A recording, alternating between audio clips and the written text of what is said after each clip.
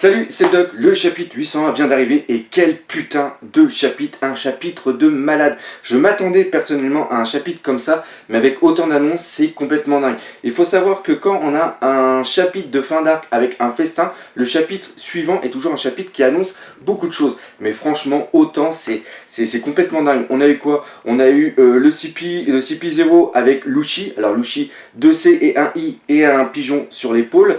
On a des annonces par rapport à la prochaine rêverie, la marine, le speech de malade de Doflamingo. Personnellement j'adore ce mec. Jack, le mec complètement barré de Kaido qui veut se faire la marine à lui tout seul. Le Barto Club qui m'a vraiment éclaté totalement, what the fuck. Les primes, Naruto qui devient enfin l'Hokage de Konoha. Non, ça c'est un autre manga, autant pour moi. Bref, plein d'annonces dans ce chapitre de malade, le chapitre 801, et c'est justement ce qu'on va voir dans la critique analyse du chapitre de la semaine, en deux parties.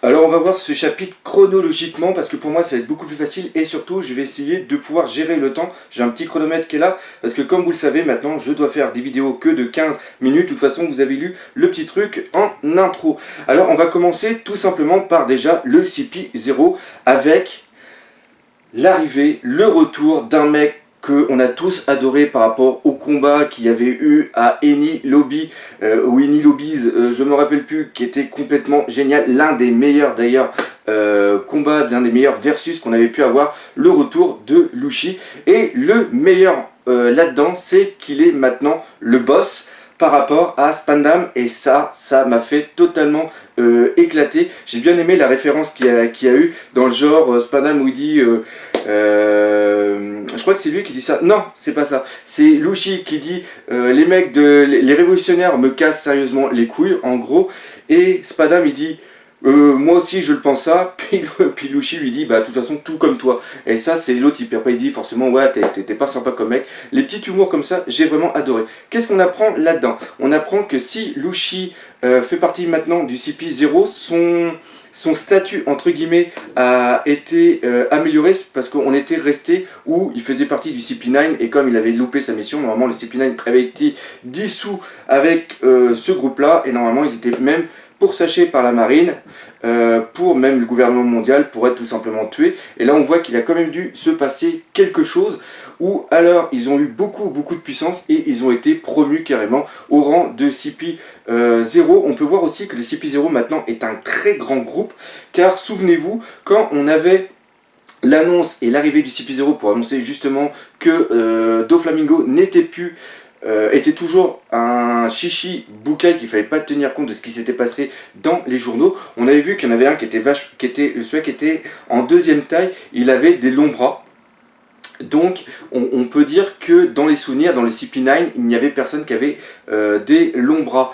On peut donc penser maintenant qu'il y a au moins un groupe de 10 personnes et qu'il y a bien sûr les anciens membres du CP9, et ça va faire super plaisir de les voir plus tard. Maintenant qu'est-ce qu'ils annoncent? Ils annoncent qu'ils sont venus, qu'ils ne trouvent plus la liste secrète des personnes, des gouvernements justement qui achetaient des armes à Doflamingo, donc il doit y avoir une corrélation avec le gouvernement mondial. Peut-être que le gouvernement mondial payer des gouvernements pour maintenir une sorte de statu quo et leur payer justement des armes par l'intermédiaire de Doflamingo. Et ce qu'on peut aussi penser, c'est qu'ils disent que les révolutionnaires ont aussi piqué toutes les armes qui étaient à l'intérieur. Et ça c'est quand même super important, parce qu'ils disent bien qu'il n'y a pas qu'une ou deux armes, mais il y avait quand même un stock très très important. Donc maintenant les révolutionnaires sont super armés et vont devenir super dangereux. Faut même aussi se penser, et ça m'a vraiment étonné, c'est qu'il n'est pas parlé des smiles.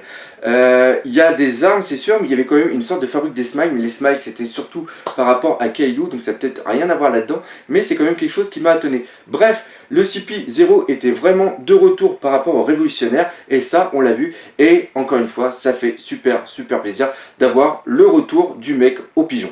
Et maintenant on va parler de Dressrosa. Dressrosa, pas grand chose d'important à part le roi qui annonce bien sûr la prochaine rêverie, et la rêverie pour moi est assez important car souvenez-vous, la première fois qu'on a parlé de la rêverie, enfin quand il y a eu la rêverie, c'est la première fois justement qu'on a parlé de Dragon, et Dragon c'est les révolutionnaires, et comme on a vu qu'il y avait un rapport avec les révolutionnaires par rapport au CP0, je pense qu'il va y avoir aussi une petite annonce lors de cette rêverie. Après, Dressrosa, on voit que ça commence à se rebâtir tranquillou, chose qui m'a fait complètement poiler, c'est qu'ils sont en train de construire. Enfin, ils ont fait des sortes de bustes géants par rapport à 3 personnes qui sont Kyros, le gladiateur, Lushi aussi en gladiateur, et Usopp avec la langue qui sort. Ça, de toute façon, les Tontatas avaient dit justement qu'ils allaient faire une statue à son effigie, et ça c'est vraiment génial. En plus ils disent, il n'y a pas encore toutes les maisons qui ont construit, mais Léo il dit ça, c'est quand même le plus important. D'ailleurs Léo, on voit qu'il a des plans.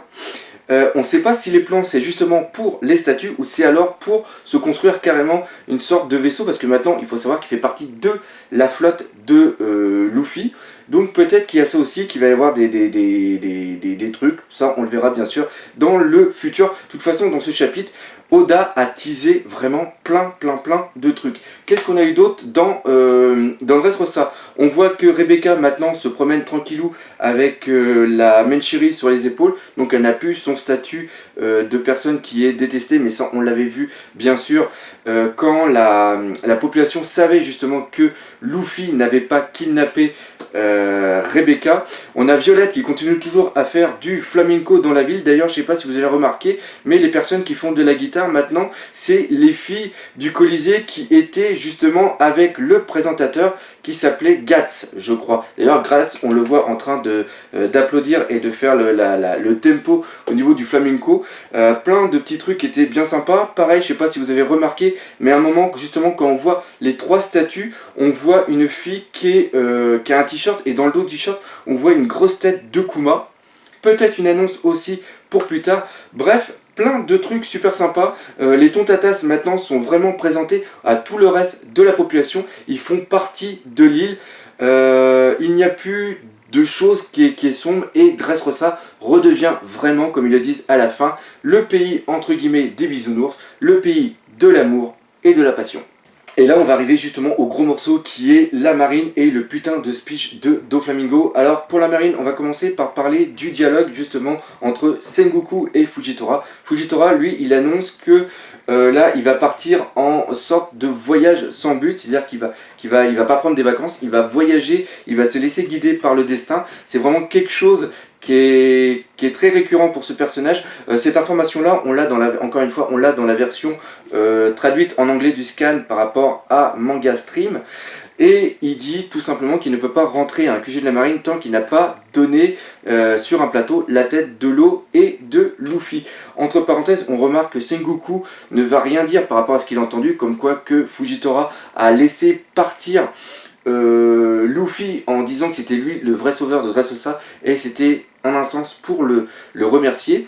Sengoku lui dit tout simplement, à la rigueur, si tu vas t'excuser devant Akainu, je suis sûr et certain que même si c'est un gros con, on est tous au courant qu'Akainu c'est un gros con, et ben même si c'est un gros con, il va quand même être content de te ramener. Et là, Fujitora dit non, moi j'ai une certaine fierté, et je ne vais pas m'abaisser à l'excuser, parce que ce que j'ai fait, pour moi, ça me semble juste. Maintenant, peut-être qu'au cours de son voyage, il va vraiment y réfléchir, et qu'il va vouloir toujours devenir toujours rester en tant qu'amiral de la marine, et à ce moment-là, bien sûr, il ira chercher la tête de Law et de Luffy. Maintenant, on va arriver sur l'un des passages les plus importants de ce speech, de ce chapitre. C'est justement le putain de speech de Doflamingo par rapport à Tsuru. Tsuru que j'ai vraiment adoré, sa façon de penser et la réplique qu'elle a eue justement par rapport à Doflamingo. Doflamingo est en train d'expliquer tout simplement que s'il a perdu, c'est à cause de Fujitora, car ce crétin n'a jamais su utiliser les bons moments, c'est-à-dire pour capturer Luffy et capturer Law. S'il l'avait fait dès le départ, ils auraient jamais été dans la merde où Doflamingo se retrouve en ce moment. D'ailleurs, je sais pas si vous avez remarqué, mais ça fait bizarre de le voir avec des habits rayés. Ça fait un petit peu penser justement à Crocodile, et voir comment il est enchaîné. Ça a été vraiment excellent, et surtout de voir qu'il a encore ses lunettes. On ne voit toujours pas ses yeux à ce mec. C'est quand même quelque chose de dingue. Donc il explique que c'est à cause de Fujitora qu'il a perdu. Et là, Tsuru lui dit avec des si et des mais on pourrait refaire le monde, mais moi là ce que je vois c'est que tu as perdu, point barre, t'es une merde, t'as perdu, et là maintenant je t'emmène à Impel Down. Et ce qui est aussi pas mal avec Impel Down, c'est que Doflamingo il sait qu'il va à Impel Down, il dit à la rigueur j'aurais une faveur à vous demander, si vous pouviez tout simplement m'amener le journal tous les jours, ça me ferait un passe-temps, ça c'est quelque chose que j'adore faire. Bref, voilà. Maintenant, on va arriver sur le putain de speech. Déjà, il avait eu un putain de speech, c'était au moment de Marineford, où il avait tout simplement expliqué que l'histoire est écrite par les forts et que la justice est seulement une question de pouvoir et non pas de justesse ou de droit. C'est les plus forts qui gouvernent le monde, et là il expliquait que lui, il gouvernait le monde dans l'ombre, c'est-à-dire qu'il avait des monstres qu'il arrivait à tenir en vendant des armes. En vendant des armes, justement, il arrivait à maintenir un certain statu quo entre les différentes pirates, entre les différentes nations. Je fais très très vite parce que là j'ai un chronomètre et je veux pas faire trop long pour éviter de me faire niquer par ces putains de 15 minutes. Bref, là, il arrivait à contrôler justement le monde, et vu qu'il n'est plus là pour vendre toutes les armes qui, entre guillemets, je vous le répète, sont passées aux révolutionnaires, maintenant, il y en a certains qui vont se trouver vraiment acculés au pied du mur, et quoi de pire qu'une personne qui se fait acculer. Je dis bien acculer, non pas pou.